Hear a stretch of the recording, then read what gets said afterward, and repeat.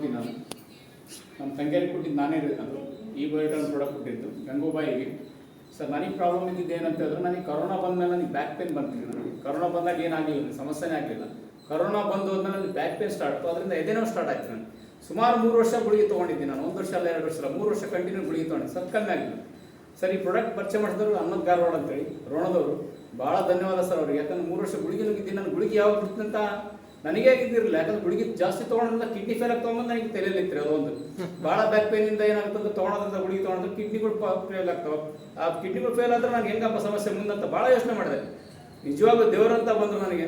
ದೇವರೇ ಅನ್ಕೊಂತೀನಿ ನಾನು, ದೇವರು ಯಾವುದೋ ಒಂದು ರೂಪದಲ್ಲಿ ಕಳಿಸ್ತಾರಂತ ಹೇಳ್ತಾರೆ ಒಳ್ಳೇದು ಮಾಡಿದವರಿಗೆ. 100% ನನಗೆ ಪ್ರಾಡಕ್ಟ್ ಬಗ್ಗೆ ಹೇಳಿದ್ರು, ನಂಬಲಿಲ್ಲ ನಾನು ಫಸ್ಟಿಗೆ.